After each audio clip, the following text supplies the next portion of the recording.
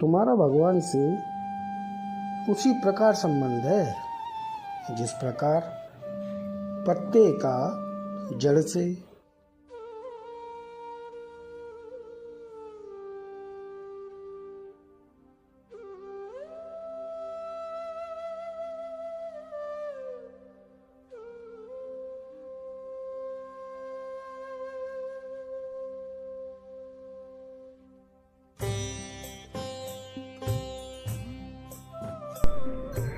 मैं शिखा श्रीवास्तव आज आप सभी लोगों के सामने एक नई कहानी लेकर प्रस्तुत हुई हूँ जिसका नाम है गुण ही आवरण। आवरण मतलब एक पर्दा। यह काम बड़ा कठिन है कि जीव इन सबको छोड़कर अलग खड़ा हो जाए। प्रथम तो वह शरीर से ही इतना लगा हुआ है कि इससे उसका ममत्व छूटना कठिन है। फिर मन, बुद्धि और अहम उसे किसी प्रकार नहीं छोड़ते, परंतु वास्तव में यही कहना चाहिए कि जीव ही इन्हें नहीं छोड़ता।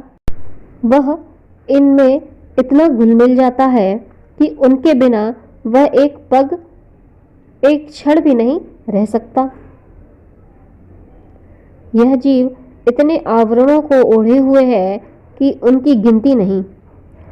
एक धनी से कह दो कि तू निर्धन है, कितना क्रोध करेगा। एक पंडित से मूर्ख कह दो, क्या दशा होगी। एक ब्राह्मण से नीच कह दो, आग बबूला हो जाएगा। एक परिवार वाले से निगौड़ा कह दो या बलवान से बेदम कह दो, कितना क्रोध करेगा। कारण कि जीव ने इन्हें अपना गुण समझ रखा है। इसी वास्ते वह धनवान है, पुत्रवान है, विद्वान है, गुणी है, ज्ञानी है, परंतु जिसे वह गुण समझा है वही उसके ऊपर के आवरण है। संत या सद्गुरु उन्हीं से तो उसका पीछा छुड़ाना चाहते हैं।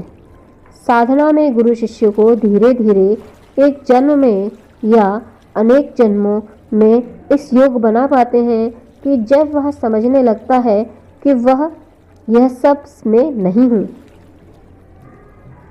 वरन यह सब मेरे स्वप्न को छिपाने वाले आवरण हैं। यदि मैं किसी प्रकार इनसे मुक्त हूँ तो अपने वास्तविक स्वरूप को जान जाऊं। इसीलिए गुरु शिष्य को त्याग का उपदेश देते हैं। तात्पर्य यह है कि जो भी तूने ग्रहण किया है उस सब को त्याग दे। मान लो किसी का एक बाग है, पर उस पर उसका अधिकार है। उसमें से कोई एक भी पत्ती उसकी आज्ञा के बिना तोड़ता है तो उसकी अंतर में दुख होता है। ऐसे अनंत दुखों से प्राणी दुखी है। अर्थात जिन वस्तुओं में हमारा ममत्व है, चाहे वह शरीर की हो या मन की, सब कष्ट देती है। त्याग में वह ऐसे ही हो जाती है जैसे तुमने वह बाग बेच दिया, अब कोई उसका फल तोड़े, कोई दुख नहीं हो। जैसा जहाँ तक ग्रहण है वहाँ तक मोह है, अज्ञान है, अंधकार है और उसी में दुख है। इसी के साथ यह कहानी समाप्त।